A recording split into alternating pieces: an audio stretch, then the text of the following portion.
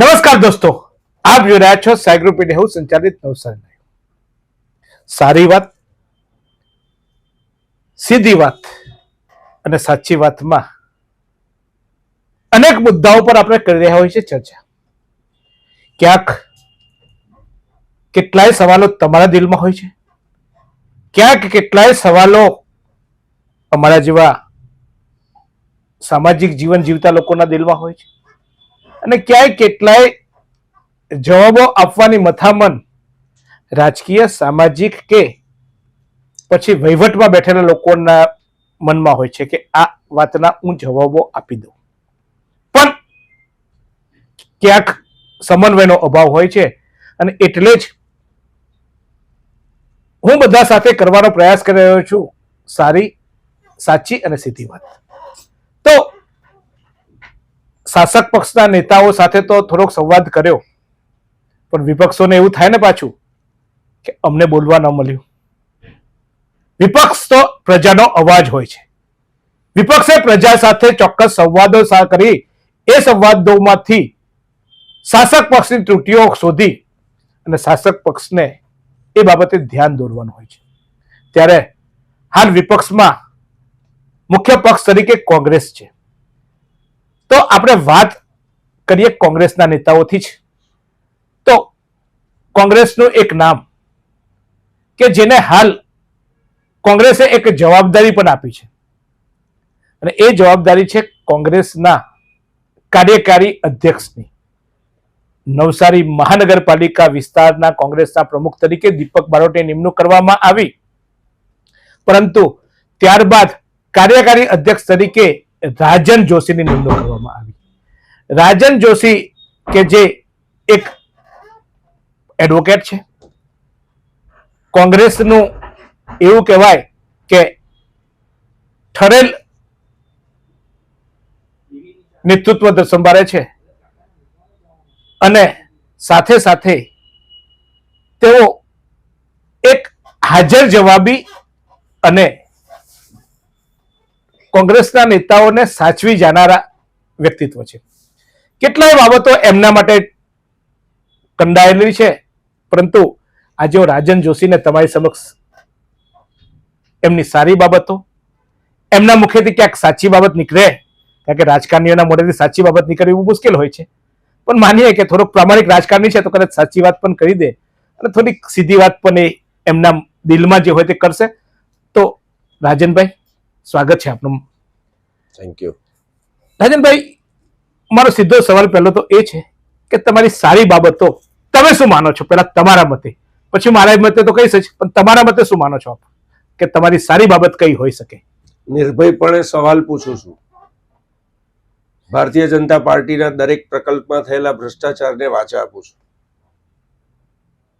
અને નિડરતાપૂર્વક, નિર્ભયતાપૂર્વક જે અમારી આઈડિયોલોજી છે એ આઈડિયોલોજીને લોકોની વચ્ચે મૂકવાનો પ્રયાસ કરું છું. રાજનભાઈએ એમની સારી વાત કરી. આમ તો દરેક વ્યક્તિને પોતાની સારી વાત, કારણ કે એક માનવ સ્વભાવ છે કે પોતાના વખાણ ગમે, તો હું એમના વખાણની વાતો પણ કરી લઉં થોડીક, કારણ કે મારો સ્વભાવ છે. તમે બધા જાણો છો કે શરૂઆતમાં થોડીક મલાઈ બલાઈ લગાવી દઈએ તો પછી એ સાચી વાત નીકળે. તો એ તીખા સવાલો પહેલા, રાજનભાઈ એક એવું વ્યક્તિત્વ છે કે જે વિવાદોથી પર રહ્યું છે. રાજકારણમાં આવે એટલે વિવાદો આવે, પરંતુ બહુ સોફ્ટીપૂર્વક, કારણ કે જાતે બ્રાહ્મણ છે એટલે શબ્દો પર અંકુશ રાખીને એ શબ્દોને જોખીને બોલતા હોય છે. સાથે સાથે એ કોઈ પણ કર્મ કરતા હોય ત્યારે કર્મનો અભ્યાસ બ્રાહ્મણોમાં હોય, એટલે એ કર્મ કરતા પહેલા પણ વિચાર કરે પરિણામ શું આવશે, એટલે એ રીતે જરાક રાજકારણમાં રહેવા છતાંય રાજકારણની બની નથી શક્યા, અથવા તો રાજકારણી તરીકે જીવી નથી શક્યા. એટલે એક સારો સદર રાજકારણી તરીકે એમને ગણવામાં આવે છે. સીધા કેટલા છે, કેટલા સાદા છે તો તમે બધા જાણતા હશો, પણ તેમ છતાંય રાજનભાઈ રાજકારણમાં બહુ સારી રીતે કોઈ પણ પ્રકારના વિવાદ વગર રહ્યા છે. એ જ રીતે એમનું રોજગારી આપતું એટલે કે કમાતું પાસું એ એડવોકેટનું છે, અને એડવોકેટ તરીકે પણ તેઓ સફળ રહ્યા છે. આમ જનરલી મોટાભાગે એડવોકેટો હોય એટલે દલીલો કરતા હોય છે, પણ બહુ ઓછી દલીલો એ સમાજ જીવનમાં કરતા હોય એવું મને દેખાઈ રહ્યું છે. એ એમની એક સારી બાબત છે, પણ રાજકારણી તરીકે પણ તેઓ એક વિવાદ વગર કોઈ પણ હોદ્દાઓ ઉપર માટે દોડધામ વગર કામ કરતા દેખાયા છે. ક્યાંય વધુ હાઇલાઇટ થવા માટે બીજાની આગળ આવી જવાની, પ્રથમ હરોળમાં આવીને ઊભો રહેવાને બદલે ખૂણામાં ઊભા રહે. જોકે ખૂણામાં ઊભા રહેવાનો એમને ફાયદો એ છે કે એમની હાઈટ ઊંચી છે એટલે કેમેરામાં આવી જાય. બાકી જનરલી કોઈ કાર્યક્રમોમાં જ્યારે અમુક નેતા એવા હોય કે પહેલા આવીને ઊભા રહે કારણ કે દેખાવા જોઈએ, પણ રાજનભાઈ ખૂણામાં સાઈડ પર જતા રહે છે, પણ તેમ છતાં દેખાય છે કારણ કે ઊંચાઈ એમની છે. પણ સારી બાબત એ છે કે દેખાવે રાજકારણ નથી કરતા, તો રાજકારણ માટે દેખાવ નથી કરતા. રાજનભાઈ, મારો હવે સવાલ છે આ સારી બાબતોને લઈને કે બધા બહુ માધ્યમો હતા, આપ એડવોકેટ હતા, એડવોકેટના એ ક્ષેત્ર પણ એવું જ હતું કે પ્રજાની સેવા કરી શકાય, રાજકારણમાં કેમ આવ્યા? વિષય ભણતી વખતે પણ ભારતના બંધારણનો આવ્યો અને શરૂઆતથી જે દિવસથી કિશોર અવસ્થામાં કમ્પ્યુટરની ક્રાંતિ જોઈ સ્વર્ગસ્થ રાજીવ ગાંધી એ ક્રાંતિ લાવ્યા, દૂરદર્શનમાં રામાયણ અને મહાભારતની ક્રાંતિ જે જોઈ, ત્યારે અમારા તે વખતના કિશોર અવસ્થાના આઈડિયોલોજીકલ લીડર અને વિશ્વના સૌથી સોહામણા વડાપ્રધાન શ્રી સ્વર્ગસ્થ રાજીવ ગાંધીની ઇન્ફ્લુઅન્સ રહી. જવાહરલાલ નહેરુની ભારત એક ખોજના વાંચનને લીધે અડધી સદીની વાંચન યાત્રા જે કાકા સાહેબ કાલેલકરથી માંડીને પંડિત અટલ બિહારી વાજપેયીના લેખો, ઇન્દિરા ગાંધીજીની વર્કિંગ સ્ટાઇલ, ત્યાંથી માંડીને આ દેશના સેક્યુલર ઢાંચાને આઝાદી પછી અત્યાર સુધી દેશને આ કક્ષાએ લાવવામાં જે કોંગ્રેસ પક્ષનું યોગદાન અને વાંચનમાં જે કંઈ નાનકડી સૂઝ મને પડી, એમાં મને એવું થયું કે મારી અંદર કંઈક એવી સુસુપ્ત શક્તિઓ છે જેનાથી હું જનપ્રતિનિધિ બની શકું. મારી આજુબાજુ શું થાય છે અને એ વ્યવસ્થાના ભાગરૂપે યોગ્ય છે કે કેમ, અયોગ્ય છે તો કેમ સવાલ ન પૂછવો, એવું કિશોર અવસ્થાથી મનમાં અને વિચારમાં અને વર્તનમાં ચાલ્યા કરે. એટલે પછી વકીલાતના વ્યવસાયની સાથે સાથે રાજનીતિમાં પણ કોંગ્રેસ પક્ષને પસંદ કરીને હું એક્ટિવલી પાર્ટિસિપેટ થયો છું. રાજનભાઈ, મારી એ જ બાબતે આગળ સવાલ છે કે તમે જ્યારે રાજકારણમાં પ્રવેશ કર્યો ત્યારે કોંગ્રેસ સત્તા સ્થાને હતું, એટલે એક કોંગ્રેસની સત્તા જોઈને તમે રાજકારણમાં કોંગ્રેસ પક્ષમાં આવ્યા હતા? કારણ કે ત્યારે બીજો પક્ષ પણ હતો, ભાજપ પણ હતું, અને ભાજપ ત્યારે જનસંઘ પણ હશે કદાચ, તો ત્યારે એ પક્ષો છોડીને કોંગ્રેસમાં જ કેમ? કિશોર અવસ્થાની અંદર સત્તા શું છે તેની કઈ ગતાગમ નહોતી. કિશોર અવસ્થાની અંદર 17-18 વર્ષે જે સમજ પડી અને સૂઝ પડી કે આપણે કાગળ લખતા હતા એને બદલે કોમ્પ્યુટરમાં પ્રિન્ટ નીકળતી થઈ, ટ્રંક કોલ માટે વેઇટ કરતા હતા એને બદલે મોટા મોટા BSNLના ટાવરો આવ્યા, એ દેશની ગતિ અને પ્રગતિ જે જોઈ એ ઇન્ફ્લુઅન્સથી કોંગ્રેસ પાર્ટીનો આઈડિયોલોજીકલ કાર્ય કરતા રહ્યો. ત્યાર પછી કામ ધંધા અને ગ્રેજ્યુએશન ભણવાના અર્થે, સોશિયલ જવાબદારી અર્થે હું થોડો સમય એક્ટિવ ન રહી શક્યો. આપનું ધ્યાન દોરું છું કે 2009ની અંદર જ્યારે કોંગ્રેસ સત્તામાં નવસારીમાં નથી, ત્યારથી હું નવસારી શહેરના કોંગ્રેસના એક્ટિવ પોલિટિક્સમાં છું. આ તો થઈ તમારી સારી બાબતો. હાજી. પણ હવે વાત કરવી છે થોડીક કપરી. સત્ય હંમેશા કડવું હોય છે, પણ સત્ય સત્ય જ હોય છે. મારે તમારી પાસે એ જાણવું છે કે રાજન જોશીને કોઈ વાર એવું લાગ્યું ખરું કે મારાથી આ કામ ના થયું, અથવા તો એક રાજકારણી તરીકે અથવા તો એક પ્રજાપ્રતિનિધિના પ્રતિનિધિ તરીકે હું ક્યાંક આમ જ ચૂકી ગયો, એવી કોઈ વાર એવી ફિલિંગ આવી ખરી કે ક્યાંક પોતાના આત્માને જેવું થાય કે સર કરવું જોઈએ તો પણ ના થયું? આમાં ચૂંટણીલક્ષી પ્રશ્ન તમારો હોય, ચૂંટણીલક્ષી જીવનલક્ષી છે, તો પહેલા ચૂંટણીલક્ષી વાત કરીએ. હા હા. એમાં મારી આઈડિયોલોજી તો ફિનિક્સ પક્ષી જેવી છે કે આવડો મોટો અબ્રાહમ લિંકન 7 વખત હારીને 8મી વખત જો અમેરિકાનો પ્રેસિડેન્ટ બની શકતો હોય, તો એક દિવસ નવસારીના પ્રબુદ્ધ નાગરિકો મને ચાન્સ આપશે, એ રીતે હું પૂર્ણ ઉત્સાહ અને જવાબદારીથી મારા વોર્ડની અંદર મહેનત કરીને ચૂંટણી લડ્યો, હાર્યો, પરિણામ ઉત્તરોત્તર વધાર્યું, એનાથી મને સંતોષ છે. મને એવું થયું હું જનપ્રતિનિધિ બન્યો, લોકોનો અવાજ બન્યો, અને ઘણા લોકોએ મારી વાતમાં, મારી બોડી લેંગ્વેજમાં અને મારી વાત વિચારવાણીને અભિવ્યક્તિમાં વિશ્વાસ વ્યક્ત કર્યો. જીવનની અંદર એક વસ્તુનો અફસોસ એ છે કે જ્યારે હું ગ્રેજ્યુએટ થયો 1998, ત્યાર પછી સ્ટડી કન્ટિન્યુઝ સોશિયલ પ્રશ્નોને લીધે ન કરી શક્યો અને મોડેથી વકીલાતમાં આવ્યો. એટલો જ અફસોસ છે, બાકી જીવનમાં કોઈ અફસોસ નથી. અફસોસ થઈ શકે એવું કોઈ કાર્ય કે એવો કોઈ વિચાર આવ્યો નથી ને આવશે પણ. રાજનભાઈ, આપ રાજકારણી છો અને પાછા વકીલ પણ છો, એટલે જલ્દી પકડમાં ના આવો, પણ મારે હવે આપણી પાસે એ સાચું જાણવું છે. કોંગ્રેસ સત્તા પર હતું, વિપક્ષમાં આવ્યું અને પાછું સત્તા માટે પ્રયત્ન કરે. એક પક્ષને પણ આપણે ઘણી વાર એવું થતું હોય કે આપણે પરિવારમાં પણ હોય તો આપણા વડીલો કંઈક એવું કામ કરતા હોય કે જેને કારણે આપણે એનાથી સહમત પણ નથી, અથવા તો આપણે લાગે કે આ ખોટું થઈ રહ્યું છે, પરંતુ આપણે જ્યારે વડીલો કરતા હોય ત્યારે આપણે કંઈ બોલી નથી શકતા હોતા. એવું પક્ષમાં એવું તો થતું હશે, અમુક નિર્ણયો પક્ષ લેતા હોય અને પક્ષના નિર્ણયો કદાચ તમને ના પણ ગમ્યા હોય. એવું કોંગ્રેસ માટે કોઈક એવું તમને ફીલ થયું કે આ પક્ષે આ નિર્ણય લીધો ને એને કારણે કદાચ પક્ષને પણ નુકસાન થશે અથવા તો વિપક્ષને ફાયદો થશે, એવું કોઈક વાર થાય ખરું? અંતર્મનની અંદર આવા પ્રશ્નો ઉપસ્થિત થાય, હા, આપણે અંતર્મન જ ખોલવા બેઠા છીએ. ત્યારે આ કોંગ્રેસની જે કંઈ પણ ક્ષતિઓ હોય, નિર્ણય લેવાની નું વિલંબપણું હોય, તેની ઉત્તરોત્તર રજૂઆત પ્રદેશ કક્ષાએ પણ હું કરતો આવ્યો છું. અને આજે આપ આવું પૂછવા જ બેઠા છો તો એમાં અમારે સ્વીકારવું પડે છે કે સંગઠનને લગતા નિર્ણયો પણ વિલંબથી લેવાય છે અને એના માટેની અમારી યોગ્ય ફોરમમાં રજૂઆત હોય છે. અને એ બાબતે અમે ખૂબ જ કટિબદ્ધ અને પ્રતિબદ્ધ છીએ કે આવનારા દિવસોની અંદર પણ આપે જ્યારે મારા ઇન્ટ્રોડક્શનમાં કહ્યું કે દીપકભાઈને અધ્યક્ષ અને મને કાર્યકારી અધ્યક્ષ તરીકે જવાબદારી આપી છે, તો બહુ ઝડપથી આપનો જે આ સવાલ છે એનો ઉત્તર અમારા એક્શનમાં જોશો. એટલે હું જરાક સીધી વાત બી કરી લઉં. એ તમે રાહ જોતા હતા તમારો હોદ્દો આપે તો હું એક્શનમાં આવું, ત્યાં સુધી રાહ બેઠા જ તમે? આ હોદ્દો આવે એટલે એક્શનમાં આવવાનું એવું તમે કહો છો, એટલે તમારા સવાલમાંથી જ મને જરાક, તમે વકીલો છો તમે દલીલ કરો, મને બી લાગે કે મુદ્દો જરાક પૂછી લેવાનો. આપની જાણ ખાતર, આપ જાણો છો અને આપ મારું આ પહેલી વખત ઇન્ટરવ્યુ નથી લઈ રહ્યા. હું જિલ્લાનો પ્રવક્તા છેલ્લા 10 વર્ષથી છું અને એક્ટિવ છું જ.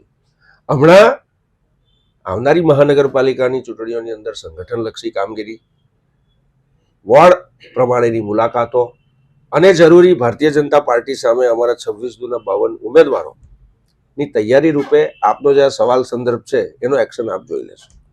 રાજનભાઈ, જરાક સીધી જ વાત મારે કરવી છે એટલે સીધી જ કહું છું, પણ એના પહેલા સાચી વાત મારી આ ચાલે છે. એટલે સાચી વાત હું તમને કહીશ કે રાજનભાઈ, તમે પ્રવક્તા તો હતા, પણ મેં ક્યારેય તમને, ભાજપના પ્રવક્તાઓ વારંવાર નિવેદનો આપે, અમને બોલાવીને નિવેદન આપે, હવે એ લોકો પાસે પૈસા છે, કદાચ સત્તા છે, તમે એમ કહેશો તો ક્યાંક અમને ચા પાણી કરાવીને નિવેદનો આપતા હતા. કોંગ્રેસે તો ક્યારેય નિવેદન માટે અમને બોલાવ્યા જ નથી. કોંગ્રેસ તો નિવેદનહીન હતું. તો રાજનભાઈ, તમે પ્રવક્તા કેવા હતા કે આટલી બધી સત્તા પક્ષની આટલી બધી ખામીઓ, તમે તો ક્યારેય અમને નિવેદન નથી આપ્યું, ક્યારેય પ્રવક્તા તરીકે તમે તો વક્તવ્ય નથી આપ્યું, તો ક્યાં પ્રવક્તા હતા? કાગળ પર? અમે તમારી જાણ ખાતર આ ઈટાળવા તળાવનું 12,87,00,000 અને માટીનું કૌભાંડ પણ અમે જ ઉજાગર કરેલું. ભાઈ શ્રી દીપકભાઈએ પણ એમના ન્યૂઝની અંદર નોંધ લીધેલી હતી. આપ શાયદ ચૂકી ગયા હશો.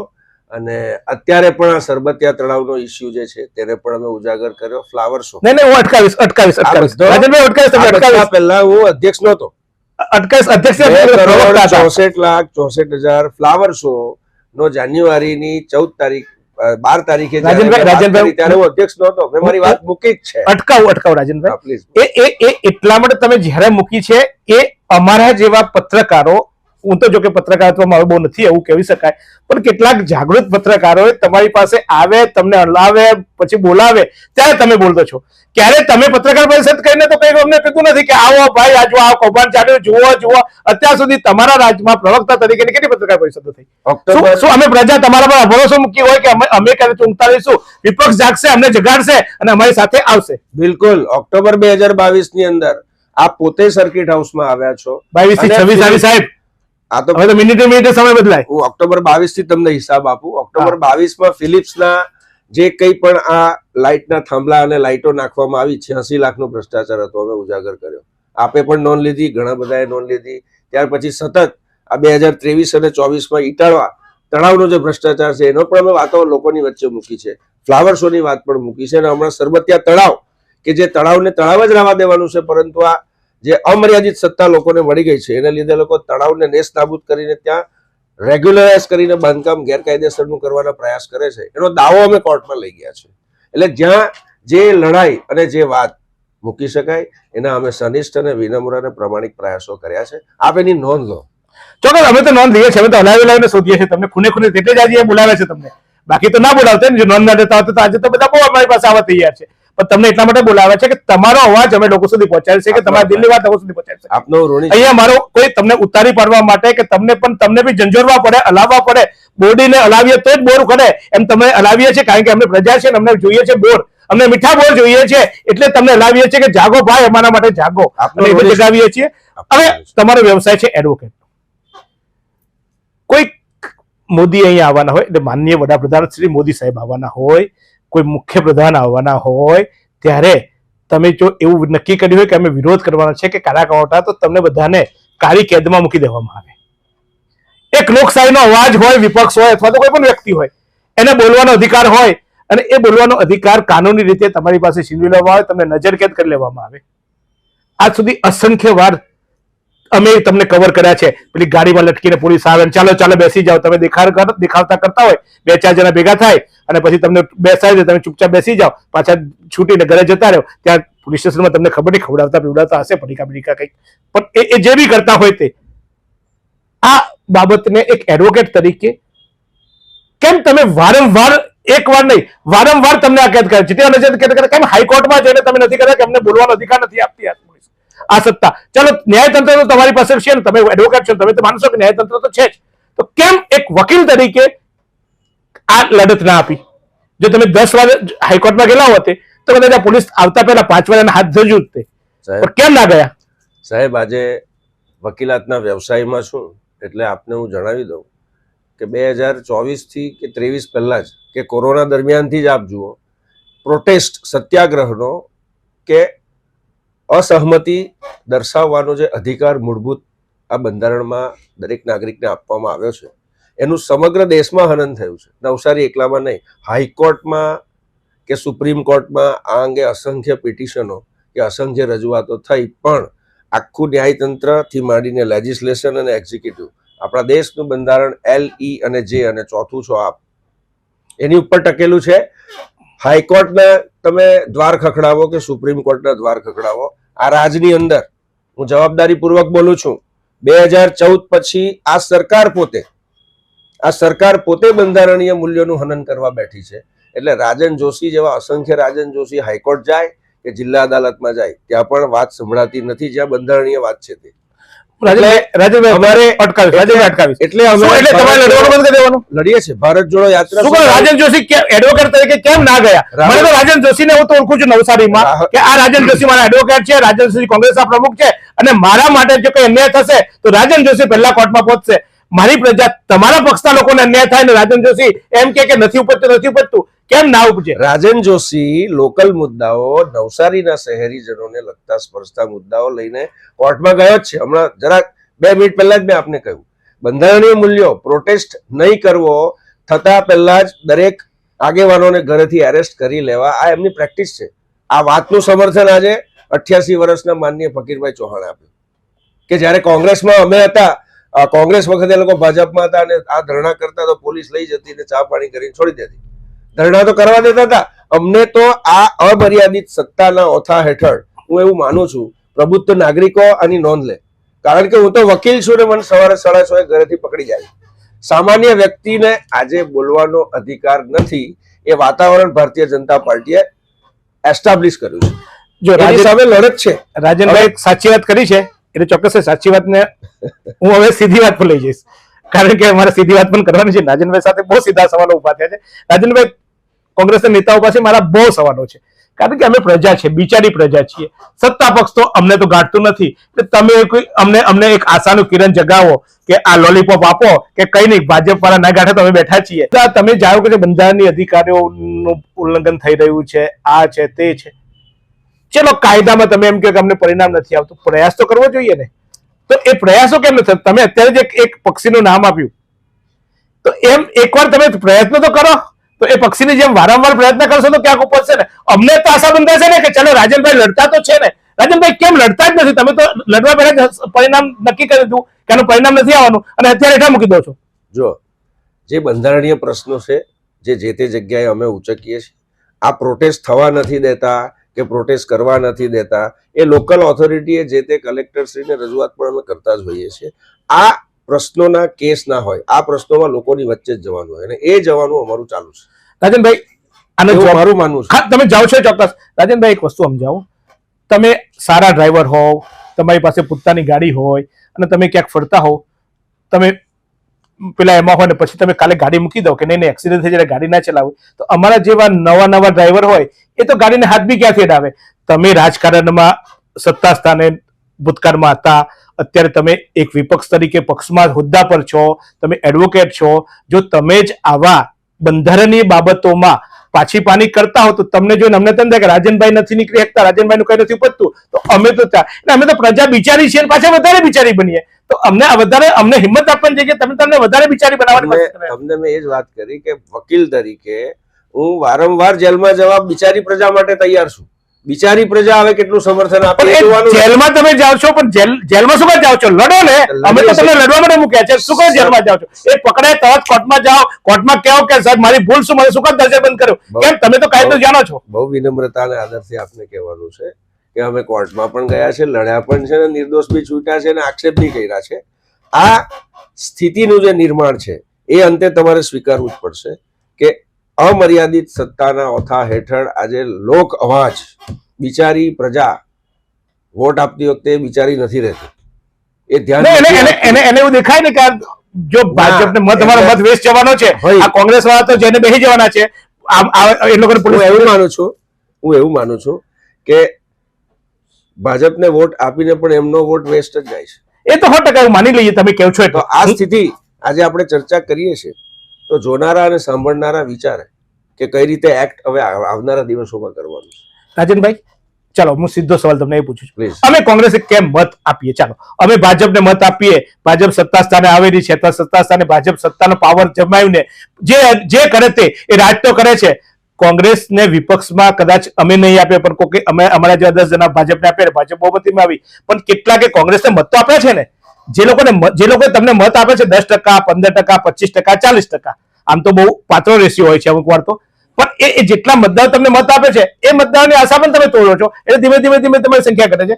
તો અમે કેમ તમને મત આપીએ એ મને સવાલ મારો સીધો સવાલ છે. કેમ અમે કોંગ્રેસને મત આપીએ? રાષ્ટ્રની સૌથી મોટી વિપક્ષ પાર્ટી તરીકે અમને મત આપો.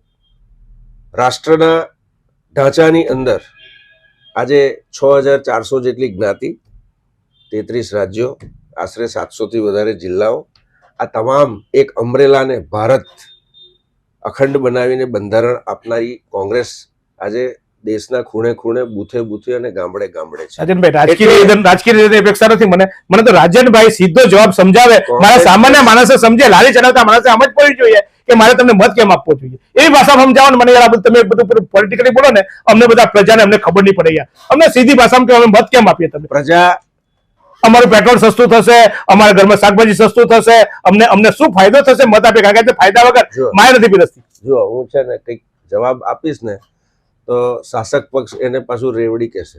એટલે અમે તો તમને એટલું જ કહીએ છીએ કે અમને એટલા માટે મત આપો કે આવનારા 60 મહિનામાં મહાનગરપાલિકાની અંદર, ભલે મહાનગરપાલિકા આવી, કોંગ્રેસ એક એવો મેનિફેસ્ટો લઈને આવશે કે જેમાં પ્રજા ઉપર નવા વેરા નાખવામાં ન આવે, આખું શહેર વાઈફાઈ બને, રોડ, રસ્તા અને સફાઈ કર્મચારીઓની મહેકમ વધે, અને આ ઢોરોની જે હાલત થઈ, ગાયને રાખવા માટેના સારા તબેલા નથી, સારા રસ્તાઓ, ડ્રેનેજની હાલત, પીવાનું પાણી, આજે ઉનાળાની હજુ શરૂઆત છે, તો આ બધી વ્યવસ્થાની અંદર અમે એક સારો અને સક્ષમ પક્ષ તરીકે સારો વહીવટ આપી શકવાની ક્ષમતા અને વિઝન ધરાવીએ છીએ. આ દેશ અમે ચલાવ્યો છે. છેલ્લા 25-28 વર્ષથી નવસારીની અંદર કોંગ્રેસ વિપક્ષમાં છે, પરંતુ ભાજપ સામેની એન્ટી ઇન્કમ્બન્સીને લીધે પક્ષ અને શાસન કરવાની રીતના વિરોધને લીધે પ્રજા આદરણીય પ્રજા, બિચારી નહીં, આદરણીય નાગરિકો અમને મત આપે. ચોક્કસ તમે તો આદરણીય કહો છો, પણ અમે આદરણીય ક્યાં રહ્યા છીએ? નહીં અમે ઘરના નહીં ઘાટના, કારણ કે અમે ભાજપને મત આપ્યા પછી એટલે અમે જે પણ સત્તા સાર અમે ભાજપ બહુમતી છે ને મોટા બહુમતી લોકો બહુમતી ભાજપને મત આપ્યા પછી ત્યાં બિચારી થઈ ગઈ. અમે એમ વિચારીએ કે ચાલો ભાજપથી, કારણ કે ઘણી વાર એવું થાય આપણે ઘરમાં બી એવું હોય છે માહોલ કે કોઈક મોટો ખીજાય ને તો આપણે રડતા રડતા નાના પાસે જતા રહીએ, પપ્પા ખીજાય તો મમ્મી પાસે જતા રહીએ, બાપા ખીજાય તો બા પાસે જતા રહીએ, ભાઈ ખીજાય તો બેન પાસે જતા રહીએ. પણ સારું અમારે જવું ક્યાં? કોંગ્રેસ પાસે આવીએ તો કોંગ્રેસ કે અમારું કઈ ઉપજતું નથી ભાઈ, શું કરીએ? કોંગ્રેસને મત આપીને નાગરિક પ્રજા બિચારી નહીં પણ આદરણીય બનશે એટલી હું તમને અહીંયાથી ખાતરી આપવા માંગુ છું. ચોક્કસ. તો વાત અહીંયા અટકાવું છું, કારણ કે હજુ રાજનભાઈની શરૂઆત છે. ભાઈ કાર્યકારી પ્રમુખ છે, આશા રાખીએ આપણે કે એ કાર્યકારી પ્રમુખ બને.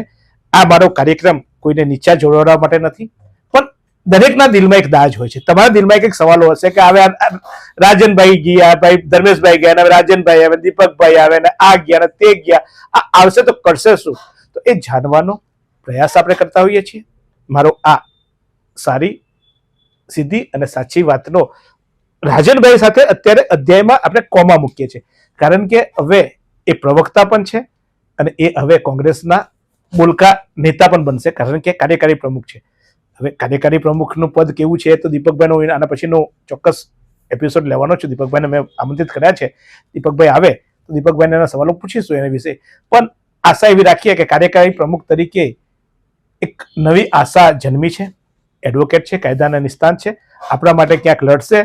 અમારી પ્રજાને ભાઈ જરૂર પડે તો વગર ફી લડી આપજો. ક્યાંક અમારી શાસક પક્ષ કે અમારા પોલીસ બધા ગમે તેમને ફરિયાદો કરે, એટલું તો તમે આપશો ને. એમાં તો રેવડી નથી ને. એમાં તો તમારે એમાં તો કઈ બહુ મોટું ટાઈપના પૈસા અમે આપીશું ભાઈ, કોર્ટ ફી ના પૈસા આપીશું, તો તમારી વકીલ ફી ના લેતા. એવું તો કરશો ને અમારા પ્રજાને અન્યાય થાય તો ભાઈ. જરૂર. તમે વચન આપો છો પ્રજાને. કોંગ્રેસની લીગલ ટીમ હંમેશા જરૂરિયાતમંદ. રાજન જોશીની વાત કરું છું, અત્યારે કોંગ્રેસની નહીં, હવે રાજન જોશીની વાત કરું છું. રાજન જોશી ક્યાંક મારા સમાજના, મારા કોઈ નબળા માણસ, કોઈ વ્યક્તિત્વને ક્યાંક પોલીસ પરથી જો તકલીફ થાય, અમે ધંધો કરવા ગયા નુકસાન થાય ને એમાં લડવાનું તો ભાઈ આપીશું, પણ ક્યાંક અમે રસ્તામાં ગાડી ચલાવતા ગયા અને અમારા પર અમને અમે કાલે ભારત જીતું નાચવા ગયા અને એમાં અમને પકડી જાય તો છોડાવવા આવશું, ફી તો નહીં લેશો ને? એવું તો અમે આશા રાખીએ ને. બિલકુલ, કારણ કે નાની નાની રેવડી તો આપો અમને, એટલી તો આશા અમે રાખી શકીએ. નિઃશુલ્ક સેવા મળશે. તો આશા રાખીએ છીએ રાજનભાઈ થેન્ક યુ સતત આપની સાથે આપની પડખે ઉભા રહે અને આપણને બિચારાપણું ફીલ ના થવા દે એવી ભાવના જોઈએ. કારણ કે એક નેતા પાસે હંમેશા આપણે આઈડિયલતાથી જોતા હોઈએ છીએ કે નેતા કંઈક કરે એ આપણે કરતા હોઈએ છીએ. કોઈ આપણો આઈડિયલ હોય છે. તો રાજનભાઈ કદાચ એમના મત વિસ્તારમાં આઈડિયલ બને અને એ આઈડલ વાતો કરી વધુ પ્રજાનો વિશ્વાસ જીતે. સત્તાની સામે ચોક્કસ આપણે હંમેશા અસંતોષ હોય છે જ, અને એ અસંતોષ આપણે જ્યારે આવા નેતાઓ સામે વ્યક્ત કરીએ ત્યારે આપણને સંતોષનો ભાવ થાય. એટલું કરે તો એ બહુ છે. રાજનભાઈ, આશા રાખીએ અમારી પ્રજા તમારી પાસે આવે. કદાચ કામ ના થાય તો કઈ વાંધો નહીં, પણ અમને તમારી વાતોથી સંતોષ થાય એવું આપ કરશો એવી આજે હું તમારી સાથે સીધી વાતમાં કરું છું. તો જોતા રહો આ જ રીતે. પણ હજુ પણ સ્પષ્ટતા કહું છું કે રાજનભાઈનો બીજો એપિસોડ બાકી છે. એટલે તમારે રાજનભાઈને કંઈ કહેવું હોય, પૂછવું હોય, તમને એવું લાગે કે જીતુભાઈ કદાચ પૂછવામાં કચાશ રાખી, નીચે કોમેન્ટ આપણે ખુલ્લી જ છે. એ બધા સવાલો ભેગા કરીને આપણે રાજનભાઈને બોલાવીશું, એમની સાથે કરીશું સારી વાત, સાચી વાત અને સીધી વાત. કારણ કે છેવટે તમારા માટે તો આ વાત છે. તો ચોક્કસ જોતા રહો આ જ રીતે, પણ એકલા ના જોતા. કારણ કે તમે તમારા રજૂઆત કરી દેશો ને કોકને ખબર નહીં પડી કે રાજનભાઈને પૂછાય તો પાછા એ રહી જાય ને, પછી પાછા તમારી સાથે ઝઘડે કે મને કેવું છે હું બી કરતે ને. તો તરત શેર કરજો, એટલે તમારી વાત ચોક્કસ રાજનભાઈ સુધી, કોંગ્રેસ પક્ષ સુધી આપણે પહોંચાડી શકીએ. વિપક્ષને પણ એક અવાજ ઉઠાવવાની આપણે તક આપીએ. જોઈએ પછી આપણો અવાજ ઉઠાવે છે કે નહીં. માફી તો લઈએ ભાઈ. આજે તો આપણે કપડાં પહેરવા જઈએ તો શર્ટ 200 રૂપિયાનું શર્ટ લેતા હોય તો 4 વાર પહેરી જોઈએ, ટ્રાયલ લેતા હોઈએ છીએ. તો આ નેતાઓને આપણે સત્તા સોંપવાના હોય તો ટ્રાયલ તો લઈશું ને. એક વાર ટ્રાયલ પર લઈશું કે આપણે એમને સવાલ આપીશું, જોઈએ કેવા જવાબો મળે છે, કેવા ન્યાય મળે છે આપણને. તો જોતા રહો આ જ રીતે સીધી વાત, સારી વાત અને સાચી વાત.